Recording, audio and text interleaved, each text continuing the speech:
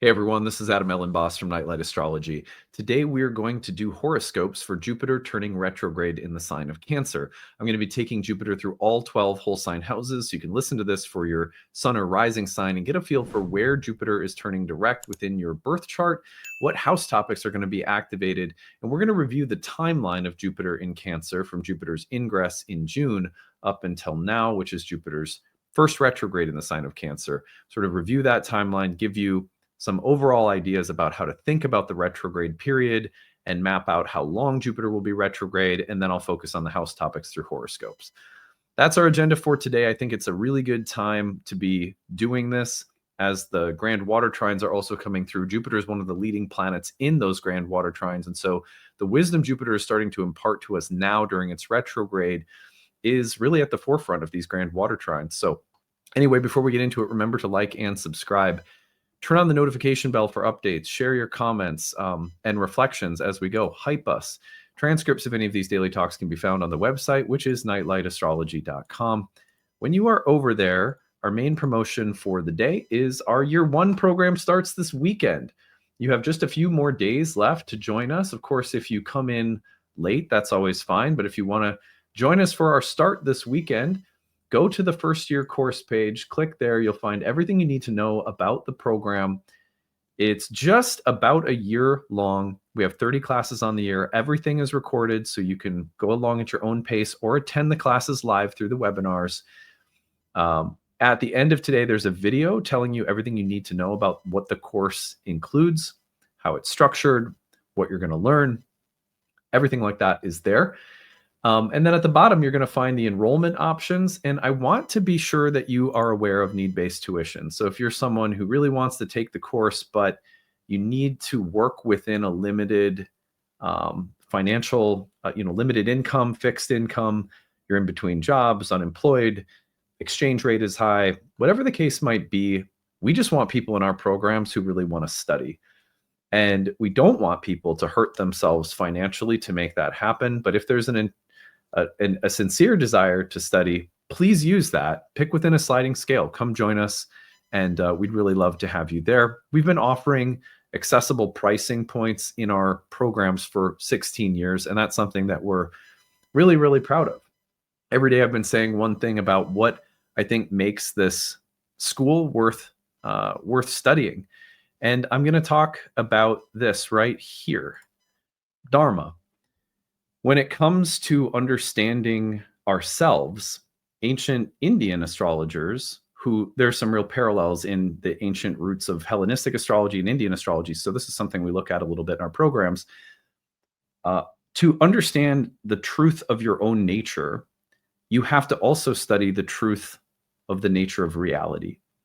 And the study of astrology was one of many different branches of mysticism and spiritual science, so to speak, that would, by the very nature of studying truth in the more cosmic sense, lead to understanding your own truth. I deeply believe that that is what makes astrology so unique, is that when you study it, you get in touch with who you are. Not just by understanding your birth chart, but by understanding more about the sacred, about this numinous mystical cosmos that we live in. So on that note, I hope you'll come study with us. Check out the informational video at the end of today's talk for more. Okay, on that note, let's turn our attention to the real-time clock, and here we go. So I'm going to move this forward just a little bit, but first I want to show you, it was around Tuesday of this week, and we've been talking about this Jupiter retrograde in connection with the Mercury retrograde this week. But Jupiter stationed around Tuesday, turned retrograde by Wednesday. So today we're really sort of in day one, within about 24, 48 hours of Jupiter turning retrograde. So it's a really good time to be focusing on the meaning of this retrograde in our birth charts. First, what I want to do is map out the synodic cycle. I talked a little bit about the synodic cycle earlier this week, but I want to reiterate some of what I've already said in case you're just joining us, and to also have it in one place as we're reflecting on this. And then we're going to reflect on the retrograde phase within the synodic cycle in particular. So let's go back in time, first of all, to the entrance of Jupiter into Cancer, which took place in June. So we can see this is early June, June 5th, and June 9th, that Jupiter enters Cancer. And we have had Jupiter in direct motion since entering the sign of Cancer. So you can start to trace the development of Jupiter as a guide, a teacher in our lives during this season of life from about June of 2025 to right now, the retrograde moment. That direct motion is like level 1, freshman in college kind of class, to use like a learning analogy. And we're about ready to head into sophomore and junior classes, you could say, as the retrograde occurs. It's a deepening of what started in June. There's been a process unfolding in June, and we're reaching a critical turning point within that process. Now, the conjunction between the Sun and Jupiter, which is the start of Jupiter's synodic cycle, that also happened in June. So right as Jupiter entered Cancer, the Sun conjoined Cancer. That was right about the summer solstice in the northern hemisphere. But that zero Cancer marker, it was pretty close to it. It had just entered Cancer, and then the Sun conjoins. So the synodic cycle of Jupiter, as well as the ingress of Jupiter into Cancer, happened at the same time. This really means that we can trace out the development of the Jupiter and Cancer storyline in our lives from the time of June, not just because it ingressed, but because the synodic cycle reset. So that's our starting point. Now, the starting point is going to be also specific to the whole sign house of Cancer in your birth chart. And that's what we're going to be unpacking in today's horoscopes, with some thoughts about what this process might look like given the house location. But if we take this forward, the Sun will move faster than Jupiter, so the two separate.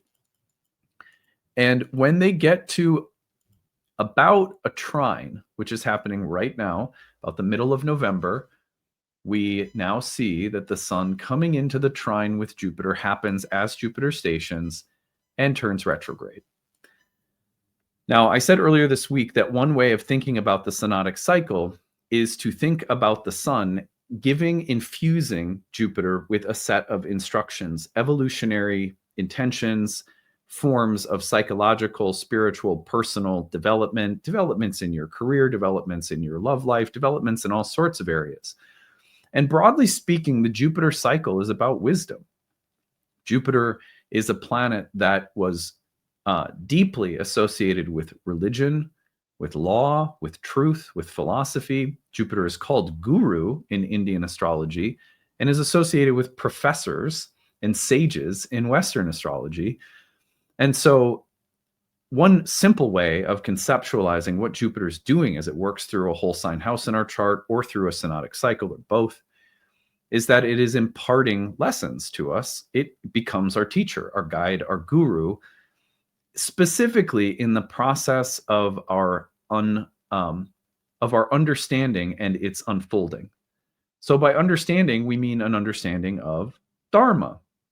Dharma is another philosophical concept associated with Jupiter in ancient Indian astrology. So dharma is what is the nature of something, and the dharma of you as a person is what is your nature. And getting in touch with that is a huge part of our spiritual path in life, right? I mean, how many of us, as we're describing the role that astrology plays in our life, we describe it as something that helps us understand more about who we are. And then we might say something like, and why I'm here, because if you know who you are, you get a clear sense of what you're meant to do. And that's dharma. Fire, for example, is hot and light, which means to describe it as describe its essence, fire is heat and light, is also to describe what it does. It gives off heat and light. So to understand your dharma personally means to understand not just who you are, but what naturally happens through the being of who you are in this lifetime. Like you're a little spark of fire, so you give off heat and light. You're a little Julie or Susanna, so you're going to give off little Julie Susanna vibes. So the point being that in our lives, Jupiter is the teacher that helps us through progressive understanding of our own nature to be our own nature and to do what is in our own nature. But it happens through understanding. You know, when something clicks when you're in therapy or you have a healing experience and you go, oh, I understand more about what's real and true that's in me. I know more about myself. That's Jupiter. That's the guru. The guru is supposed to help us understand our dharma. What is essential about me? Then, as a child of God, right? But then also Jupiter is constantly imparting that higher ninth house sense of dharma, which is what is true or real, what is the essential nature of God, of gods or goddesses, of reality, of divinity, of the sacred, of the cosmos. So Jupiter is acting on two levels. It's helping us progressively understand what is true and real about reality itself. It is the guru, the professor, the sage that progresses our conscious understanding. And it is simultaneously helping us understand, who am I? The synodic cycles are so important to track along these lines. The seeding point of this cycle has been in Cancer, in the whole sign house of Cancer. So the moment of Jupiter's retrograde is now going to take place in Cancer, and the full retrograde will take place in Cancer. And as that retrograde continues, we'll track out more of the creative tension, the moments of creative tension within the synodic cycle. For example, the opposition with the Sun and Jupiter will be a point of interest for us. I think it's in January. So anyway, we'll be continuing to track the synodic cycle. But broadly speaking, the retrograde takes our understanding deeper. It's sort of like, you can see my guitar in the background. I've been taking in some online guitar courses recently, which if you saw, I had my guitar near my altar recently, kind of offering that up and trying to connect my love of music to my spiritual life. And as you progress in playing an instrument, this is my experience anyway, you reach points of understanding where you can do something and you understand something and you've practiced it. And so it just becomes like natural and second nature to you. But then all of a sudden, to learn a new skill, you often have to go back and take initial things that you learned and go much deeper with them. The same thing is true in astrology. You start off by understanding planets, signs, houses, and then all of a sudden you have to understand aspects, which means you have to start combining planets, where you want to understand essential and accidental dignity. So you have to start combining planets and signs, planets and houses, aspects, planets, signs, and houses, right? So a retrograde period of Jupiter, for me, in my experience, is often coincides with, I've understood something, and now it's time to take it 2 or 3 levels deeper, much deeper. And sometimes that happens by sort of undoing things we know or have become overly confident in. Sometimes that occurs because there's going to be plot twists that suddenly evolve our understanding in ways that conventional forward progress cannot. Sometimes delays, misunderstandings, obstacles, hardships, confusion, uncertainty, testing of our faith or mettle has to occur so that our understanding of who we are and what is real can continue evolving. Those are quite common experiences during a Jupiter retrograde. Oh, suddenly I'm being challenged by life, by twists and turns of circumstance that make me have to seriously reflect on what I think I am or what I know. That's not uncommon, again, for a retrograde period of Jupiter, but also just integrating things that have been learned, going from conceptual to embodied, common for a Jupiter retrograde. So these are different ways of thinking about the retrograde period. Now let's review how long this retrograde period is going to last and kind of what comes next.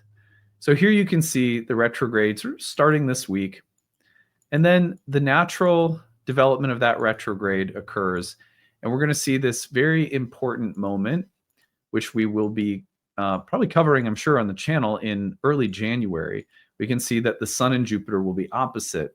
And this is often a moment of great karmic blossoming in the midst of the retrograde process. It's like the full moon of the synodic cycle. All right, well, that's going to continue from there. So we'll come back to that, study that later, one very important part of the retrograde. And then we're going to see when the Sun goes into Pisces in late February, that as the two planets go through their trine, Jupiter's going to slow down, station just after the trine passes, which is around March 10th. And then we're going to see it turn direct. So we have from November to about March. What is that? 4 months. So for about 4 months, we're in retrograde mode. The wisdom is going to deepen, sometimes through those twists and turns of plot and circumstance, the feeling of confusion, the testing of faith, the inward turning, the integrating, all things that happen during, again, the retrograde. So after Jupiter turns direct, then Jupiter's very gradually going to move forward. And this is like the senior level thesis. As Jupiter then goes through the final decan of Cancer, completes its journey in the sign of Cancer. And in July, we're then going to see the sun come into Leo, and the new synodic cycle begins pretty early into Jupiter's stay in Leo. So same thing, then the whole synodic cycle will begin. A new, we're a whole new curriculum and a whole new department of the University of Life begins, Leo University. So that's what's in front of us. What I want to do now, I'm going to get this geared up here. Just adjust my view of things here so it's a little bit more simple. And we're going to look at these whole sign houses, and I'm going to give you some things to think about given the whole sign house location. You could listen to this for your sun or rising sign. Always suggest the rising because it corresponds with that whole sign house version of your birth chart, which we use as Hellenistic astrologers. So that's my jam. All right. So if you are an Aries, this retrograde period, let me just speed this up so we get to the retrograde here. We can see it now.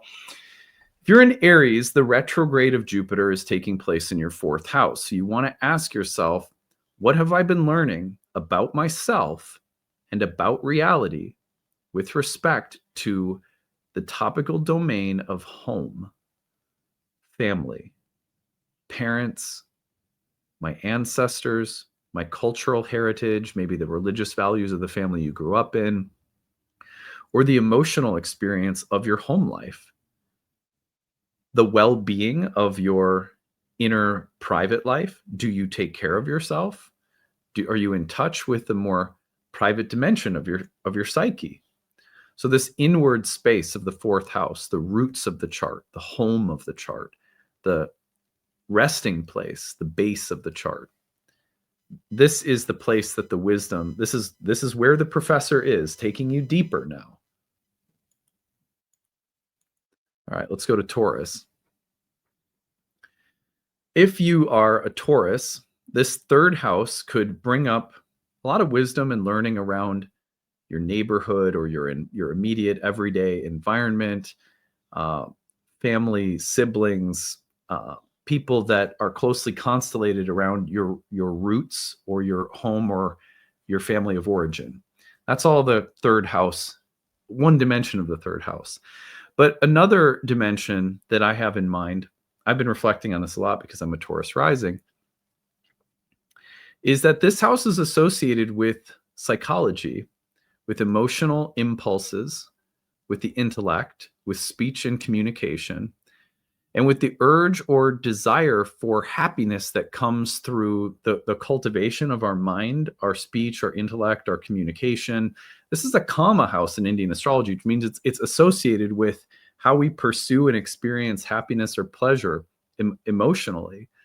But in this house, what this house is really saying is that there's a way in which we have to find pleasure in our own mind, in our own emotional reality. And so growing and developing mentally, verbally, emotionally, intellectually, that could happen through developing skills or through writing or podcasting or anything that gives you a stronger, clearer sense of your self-worth and creates within you a feeling of well-being.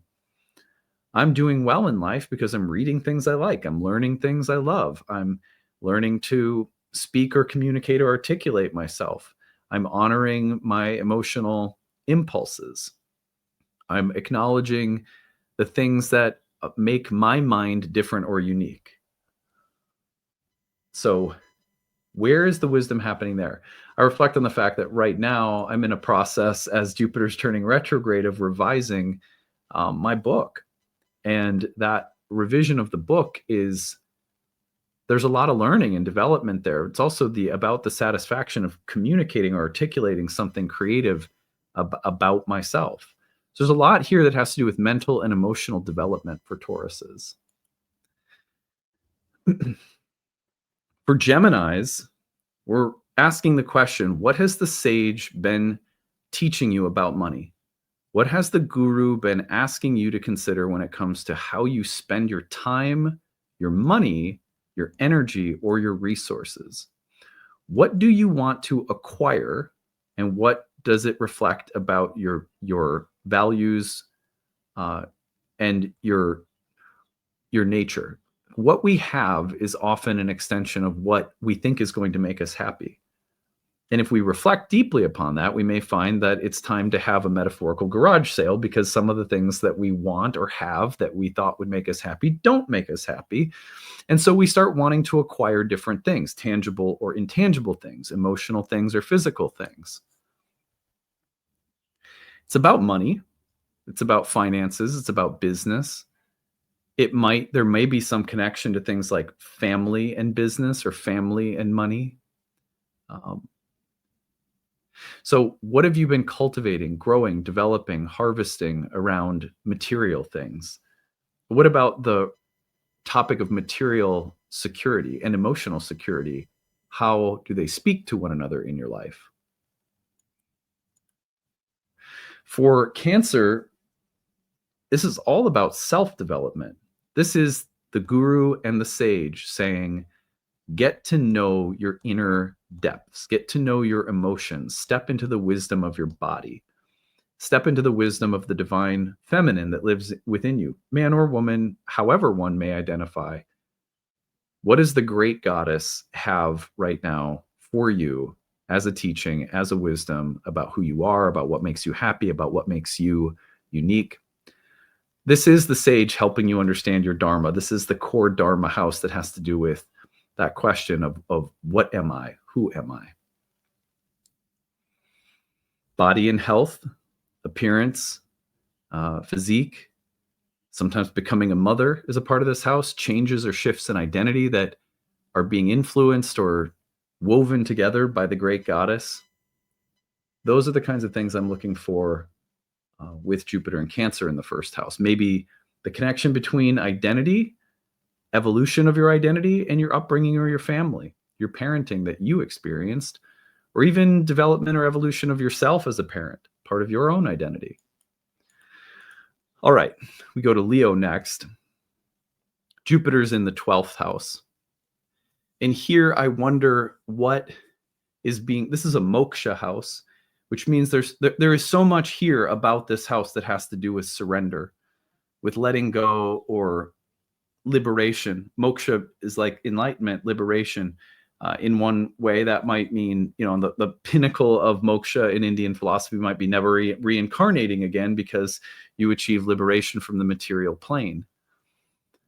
But whatever the case might be, I wonder how is moksha, the process of liberation, the process of gradually becoming lighter or developing your light body, let's call it. How is that connected to things like home and family, ancestry, the past, your parents, family dynamics, living environment, whatever connects you to a feeling of family or village or tribe or community, even emotionally? What is the wisdom of your family, ancestors, parents? What have they passed on to you? What needs to be surrendered or let go of? What are you healing from your family of origin? These are, I think, really deep questions and also the question of how to nurture or nourish yourself, especially if there are afflictions of mind or body that are coming from not taking good enough care of yourself. That would be something that Jupiter and Cancer in the 12th might be here to help you with. For Virgos, we see Jupiter in the 11th house, the place of community, friends, allies. I wonder here how this great goddess, this sort of bosom of the cosmos, is showing up and providing nourishment through key allies or collaborations, through groups or networks of people that you're building or developing, or that you're connecting with or working with? Who are the right people to call friends? Who are your soul family members? What kinds of beneficial resources or people have come into your life since Jupiter entered Cancer last June? How are some of those connections deepening in the wisdom they're meant to provide you with in life right now? What pains or hurts are being healed around friends, community, or social engagements? For Librans, Jupiter is in Cancer in your 10th house. And I wonder what the guru, what the sage has been doing to teach you about the role in the world that you're meant to play in this lifetime. What is your career? You might call it. What's your vocation? But also with Jupiter in Cancer, I think it's about, how can I serve? How can I be a part of making the world a beautiful, blessed, sacred place? How can I be part of what contributes to the awakening of all living beings, that contributes to the alleviation of the suffering of all living beings? That's like high kind of bodhisattva type of stuff. But that can come all the way down to a simple level of, how do I show up at a job I don't love and bring some light into it? Maybe it shows up in the way of, how do I find a job that feeds my soul a little bit better? Sometimes Jupiter in the 10th will reflect processes of growth and development professionally that might just be more mundane. Opportunities often come when Jupiter's in the 10th house. Greater success, responsibility, growth of your business, or growth of your role or status, growth of your responsibilities somehow. So all of that might be taking place as well, but this may represent a kind of turning point in a process of development that's been taking place in your career that dates back to last June. All right. For Scorpio, we're looking at Jupiter in the 9th house, that place of higher dharma, what is real in the biggest, broadest, most sacred sense. And so what role is spiritual practice, spiritual learning? Where are the literal, maybe, gurus in your life right now? Where are the teachers of astrology, of philosophy, of spirituality, of mysticism? Where's that meditation or yoga teacher that is important in your life right now? Or where is that practice, that learning, that study? Where are you growing deliberately because of spiritual practice, religious commitment or devotion on any level, study, learning? This is a place that literally wants you to grow in your philosophical understanding of reality, your commitments of faith, and your practices of spirit.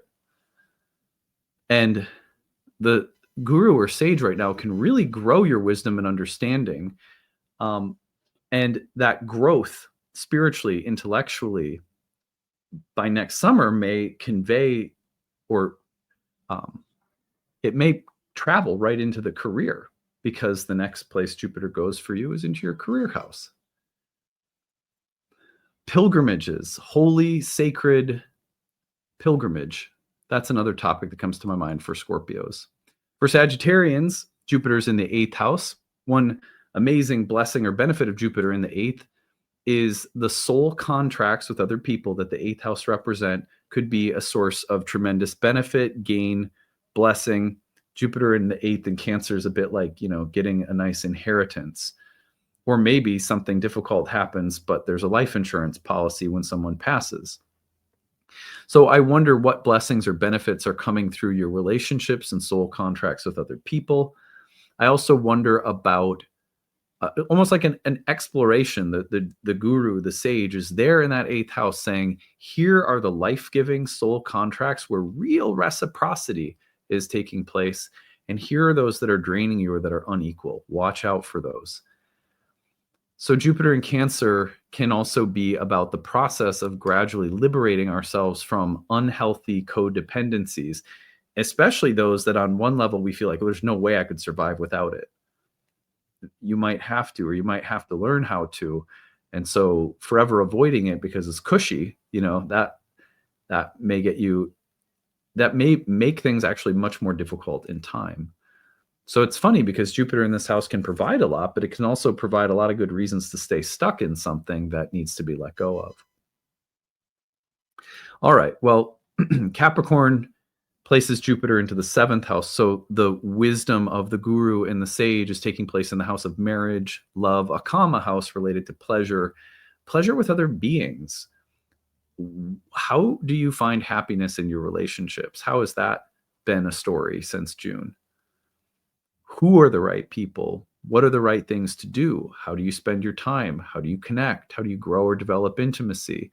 What is real pleasure or connection? What does emotional safety, security, and harmony look like in relationships? What's the intersection between things like faith, marriage, and family?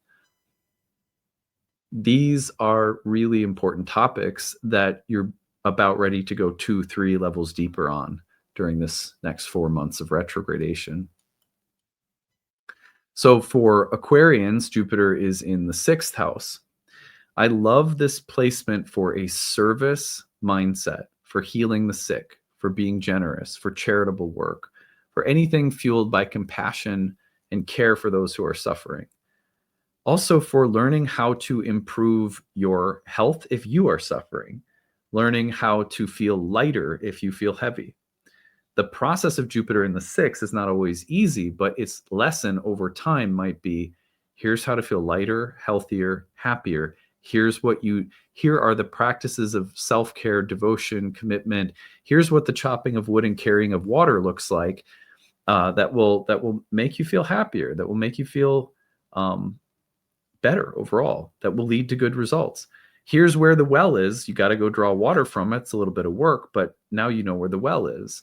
That's the kind of work that Jupiter likes to do in the sixth house in general, but especially in Cancer, I think.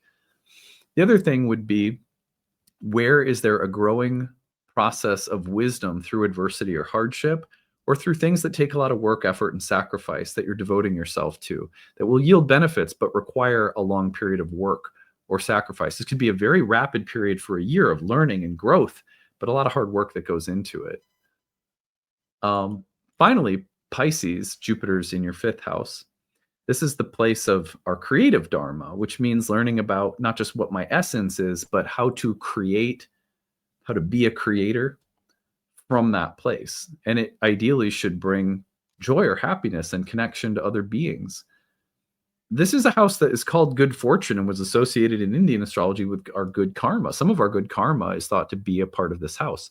So Jupiter here might be bringing that forth for you as a Pisces, may connect you to things like children, pregnancy, and the topic of parenting, the wisdom of children, home and family being important somehow, but also a very fertile placement for any kind of creative work in life, and a really meaningful period right now of this retrogradation to ask yourself, what takes me really deep into a feeling of creative well-being, happiness, emotional connection to my heart and soul because of how I am creating things in life. Now, creating things doesn't have to be an album. It doesn't have to be a book. It's just, what do I do with my time and energy that feels creative in its expression? That might happen with friends. It might happen with lovers. It might happen with kids. It might happen with family. It's more about how you feel. Do I feel creatively alive and fulfilled? Is there a sense of happiness coming because things are coming out of me that feel new and fresh and interesting? New ideas for how to live, new ideas for what to do, or how to work, or how to coexist or do things with the people I love. You know what it's like when you're in a creative flow, because it feels like new ideas for even simple areas of life are flowing forth all the time. You're looking for that right now. As a Pisces, it's time to get in touch with that at a much deeper level, or to start integrating things you've been learning about this since June. All right, that is what I have for you. I hope that, as always, this has been useful. And at the end here, I want to remind you that I have a talk coming up this evening if you want to attend it, on Venus. So I'm going to take you over to the website really quickly, show you that before I sign off. You go up to the top of the website page here. Go to events, click on live talks. You'll see pairing the planets, Venus's many faces. We're going to pair Venus with every other planet and talk about the significations. But we're going to do so from the perspective of understanding Venus as an archai, which means a first philosophical principle in ancient cosmology. We're really getting down to what Venus is as a structuring principle of reality. That's very powerful when you understand planets at that level and then learn to pair them with other planets at that level. For many people, it creates a real breakthrough in the way that you relate to the planets in general, but also in this case, specifically Venus. So you can register on the website. You get the recording if you can't attend the webinar live this evening, but I hope to see you guys there. And don't forget, after I sign off right now, there's an informational video. Come study with us. We still have room left in the program. You can use that need-based tuition option if it makes it more feasible for you. That is just fine. And we hope to see some of you there. I'm really excited about this program, and we'll see you, everyone. By the way, we'll see you all again tomorrow. Bye. Hey, everyone. Thanks for sticking around. I'm excited to tell you about our upcoming program, Ancient Astrology for the Modern Mystic. This is our first-year course in Hellenistic astrology, and it begins again this November. In this video, I'm going to tell you about the course, the format of the course, and how to register.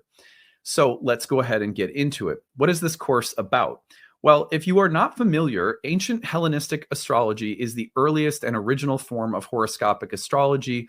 All of the subsequent forms and schools of astrology that have existed over thousands of years come from these philosophical and theoretical roots.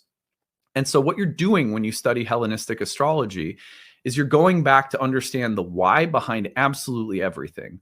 Why were there ever such a thing as houses and signs in the first place? How were the planets ever assigned to rule various portions of the zodiac in the first place? How do you use the categories of essential dignity, and why were they ever created in the first place? If you're someone like me, you like to know the why behind things, because once you understand the why, then you know how to use things more intuitively. So really the point of Hellenistic astrology, in my opinion, is not so much about going back and becoming a traditional astrologer or just being traditional for the sake of being traditional, as much as it is about grasping the roots of the entire system and paradigm. When you understand those roots, you have more intuition and understanding, which allow for you to be much more artful and fluid in the way that you speak the language of astrology. We call this class Ancient Astrology for the Modern Mystic because while it is about going back to understand the philosophical, theoretical, technical roots of the tradition, it's also about fluidly bridging those things with modern astrology and all of its most unique contributions. For example, modern astrology has given us so much psychological depth and personal depth. And so in a modern astrological setting, you're going to get the ability to explore your own character, your own psychology, and you're going to be able to utilize astrology for a process of healing and personal transformation. But when you pair that with ancient astrology, and it's almost like predictive karmic analytics, you really have a full toolkit to work with.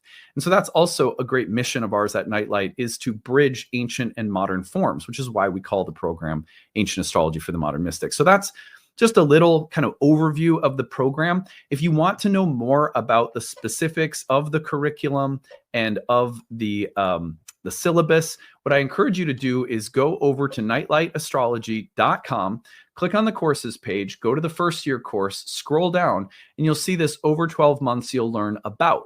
And here you're going to see more of a detailed breakdown of the curriculum itself.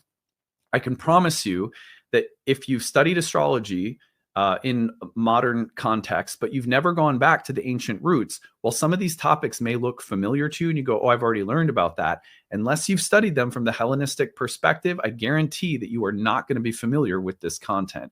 Hellenistic astrology is mind-blowingly new and interesting for most people. And if you've never studied it, again, don't assume that anything on this list is something you're going to be familiar with.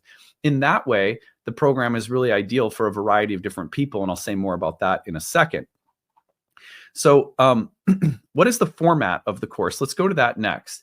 Scroll down and you're going to see that the course includes 30 online webinars that I lead throughout the year. Over the course of a year together, I have 30 classes that are broken into different units of material. In between those classes, we have breakout study sessions with your course director and 2 TAs. they're going to lead you through Q&A sessions and tutoring sessions to make sure that you have a lot of support in between major units of study. In addition, we also have an interactive group forum discussion where you can ask questions year-round and get an answer within a business day in the student forum, where a lot of people also connect and build community. Lots of people in that forum also develop like little meetup groups outside of class. That's very common in all of our programs. It's a very community-loving, warm space where anyone's also welcome. Throughout the course, you're also going to find that for every lesson, if you're just there as a hobby student, you can just listen to the webinars. They're all recorded for you. So if you can't make the live webinars, everything is housed on the website as recordings. I'd say about 40 or 50% of our students are going to be following along at their own pace, whereas the other half might be attending the live webinars. But it's really kind of, if you can attend a few and then 1 week you got to be gone, the recordings are always there. You have lifetime access to everything in the course, so it's not a big deal. For every lesson as well, if you're someone who wants to go really, really deep, maybe you have the intention to practice professionally, this course is set up with an optional certification exam at the end from our school, from our program. So you can, if you want to build that resume and develop the credentials from our programs, you can do that, but it's optional, so you don't have to. And outside of every lesson, we have recommended reading. We have supplemental bonus content, all of which is optional, but it's there for people who might want a lot more, whereas some people will take the webinars themselves, and that'll be plenty. So it's really flexible in that way. Also, this is one program within 4 years of curriculum that are meant to go together. And so most people who come through our first year program will end up taking our second year program, where we develop forecasting and prediction and transit tracking techniques. Our third year program, which is aimed at counseling and psychology. So psychological counseling skills is our third year program. And then the Oracle Within, which is our exploration of the philosophical, spiritual roots of the divinatory oracular tradition of astrology. So there's a lot of material there. We also have another 1 year program in horary astrology for some people who want to add that predictive tool to their toolkit. So there's just a lot of material at Nightlight that this class is actually just one part of, which can be taken standalone, or for some people, they get into it, they're going to love it. You're going to hang out with us for 3 or 4 years worth of content. This program is ideal for a number of different types of students of astrology. I'll say that for starters. So let's see here. I'll stop sharing this. So we have there's a profile of the typical students who come through our courses. One is going to be people who just want a very guided introduction to ancient astrology because you've never had it before. Maybe you're only familiar with modern, and you want that guided, structured approach to learning traditional for the first time. Also, people who are brand new to astrology in general, there's no better place to start than at the roots of the ancient foundations. So whether you're a total beginner or just a beginner to Hellenistic, this is a great place to start.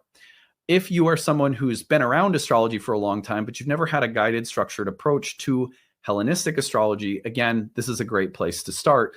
I promise you, Hellenistic is very different than what you're familiar with, and you're going to need a guided and structured approach at some point in time. I also think for people who are looking for a lineage, which means not just a bunch of information, but a practitioner-specific based approach where you get to see a practitioner work with clients. You get to hear how a practitioner has prioritized different techniques and why. You're going to get a structured, spiritually grounded focus at Nightlight as well, where if you're looking for someone who practices astrology but also values grounded, everyday spiritual practice, that's Nightlight. If you want a community that's been in the industry for a long time now, this is our 16th year of teaching programs and guiding students through trainings. So all of those things, if they matter to you, this is a great place to study. It's a warm community atmosphere. It's spiritually grounded. It's focused. It's academically rigorous. It's going to provide you the appropriate preparation for practicing professionally, especially if you go through all of our programs. But also for those who are just curious and love astrology for your own personal interests, this is going to be a great place for you to learn and grow and thrive and feel like you have a lot of support around you in the curriculum, the teachers, the community, as you're developing, what might just be a personal interest or spiritual hobby. So that is who it's ideal for. Finally, how you register. You go over to the website. I'm going to take you back there. and it's at the bottom of the first year page. You're going to find that the early bird rate is in effect until October 24th. You can save significantly off the cost of the course when you use the early bird rate, where you can pay in full, or use an early bird installment rate plan. Both are going to save you off significantly off the cost of the course. But also at Nightlight, it has always been our mission to make sure that astrological education is accessible for everyone. So please, if you are someone who would love to take this course, but maybe you can only afford a small amount of tuition per month, use the tuition assistance. It is there. All you got to do is plot, you fill out the little form, you tell us your situation. If you're on a fixed income, if you're on a limited income, if you're part-time, if you're in between jobs, if you don't make a lot and you're on that fixed budget, we understand. We don't want people to hurt themselves trying to study something that is spiritual that we feel should be very accessible for everybody. So if you're someone who could use a little help to make this program happen, for whatever reason, maybe you're a single parent, or you're on disability, or you're retired, or you're on a fixed income, whatever the case is, use that tuition assistance. Also, people in other countries who have extreme, exchange rates, we get it. So just use the tuition assistance, and we'll be glad to make sure that the price point is accessible. For us, as a spiritual topic, we're a business at the end of the day, but we believe that this is a spiritual topic. And so accessibility has been a part of our model for 16 years now. We've never not had one of our training programs with affordable sliding scale-based prices for people who need it. So please take advantage of that. It's all there for you. I hope to see you in classes soon. And if you have any questions about the program whatsoever, direct them to us at info@nightlightastrology.com. And I hope to see you all coming up here in November. Take it easy, everyone. Bye.